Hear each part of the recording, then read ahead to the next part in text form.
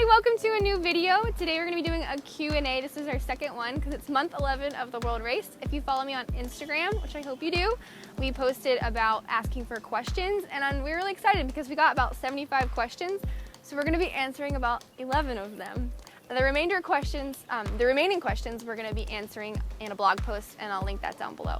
And if your question isn't answered at all, I'm really sorry. But thank you for asking them because we did read all of them and it was really helpful for us in processing going home. So thank you so much for taking an interest in our journey. So we're going to go ahead and get started, and I want to say the same thing I said in the last video. We don't work at Adventures in Missions and we don't necessarily represent their opinions, so this is just our experience and our opinions and what we think, and you can take that for whatever it's worth.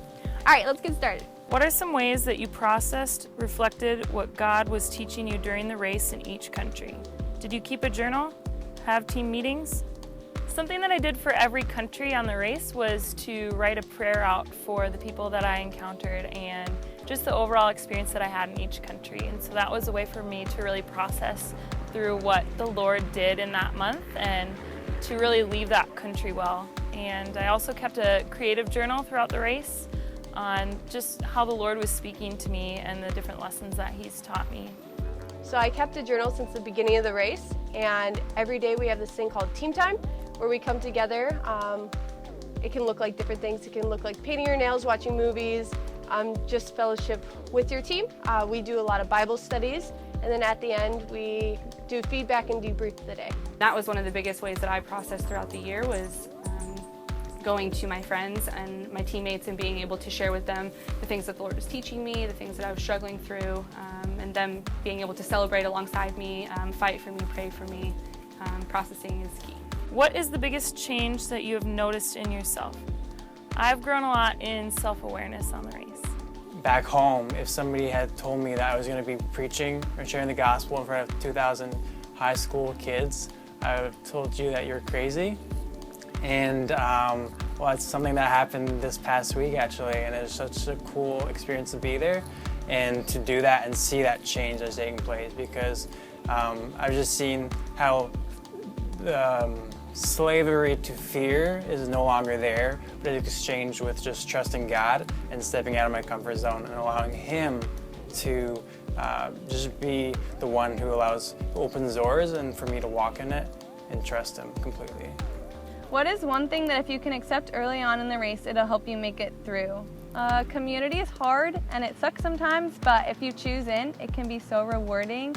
It's easy to think that we can do it on our own and just cohabitate with those around us, but that's not the case. That's not what God created community to be for us. And so just remembering to hold each other accountable and encourage each other and uplift each other. It takes a lot of humility to realize that you don't have all the answers, and even you on a mission trip, the Lord's going to change your heart just as much as He's changing the people that you're ministering to, and that's okay.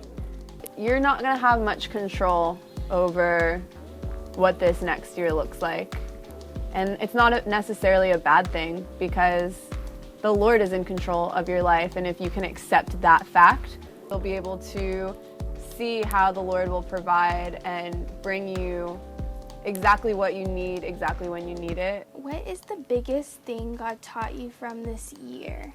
To love God and to love people. Respond out of taking the time to listen and to think about what's going on in the situations instead of reacting out of my flesh and being quick to get angry or frustrated or irritated. And just to take my time and let the Lord reveal to me how He wants me to respond to situations instead of responding out of my flesh. Before coming on the race, I was just so scared that I wasn't equipped or worthy or eligible of any of these experiences on the race because of my history or because I didn't have any experience. And I just realized by coming on the race that God equips us and God invites us to do His work, and it has nothing to do with our resume or what we've done in our life. It's just all about we're co-heirs to His kingdom, and that's it. I learned this year from the Lord who I am and where I belong in the kingdom. I learned what my identity is, and that I don't need to get my identity from other people, but that I get it from the Lord.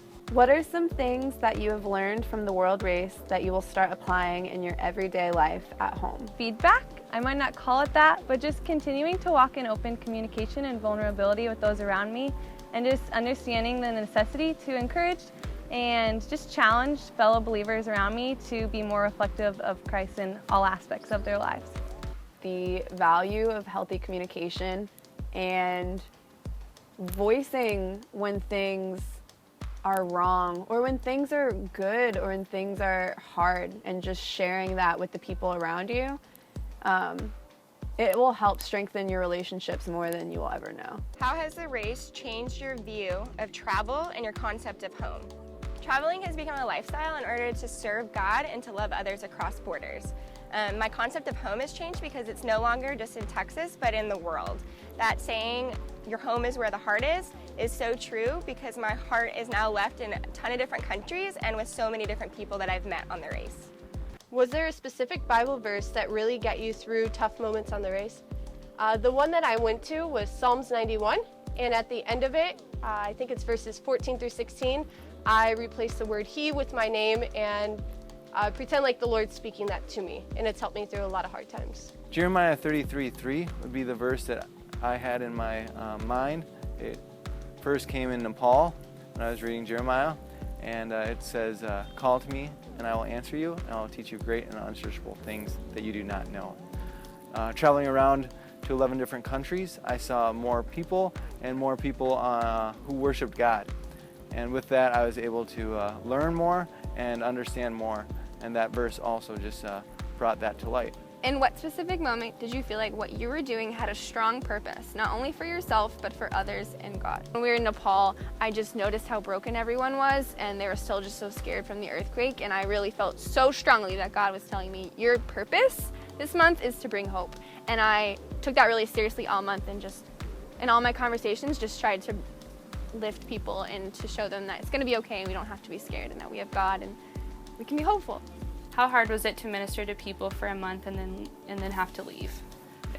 The biggest thing that I've had to learn throughout this race was to trust in the Lord, and the people that I loved really hard and didn't want to leave, I had to trust that the Lord would bring another person along to love them just as hard and to impact them and for the Lord to use. Me, and one example is in Nepal. One of the boys that I was able to minister to, Inda, posted a picture of him on Instagram, and a previous world racer had commented and said that she didn't know how he was after the earthquake, and she'd been praying for him. And it was just really cool because the Lord taught me in that He is going to pursue the people that I want to pursue, and that He's been pursuing them for long before I met them, and He's going to pursue them with other people even before I leave, or even after I leave. And so that's something that was just really encouraging to know that God is pursuing the people that I want to pursue as well. If you could go back in time, would you do the race again? Absolutely. Yeah. Yes, I would. Yes. No. Just kidding. Yes. Absolutely. Yeah. I would. Yes.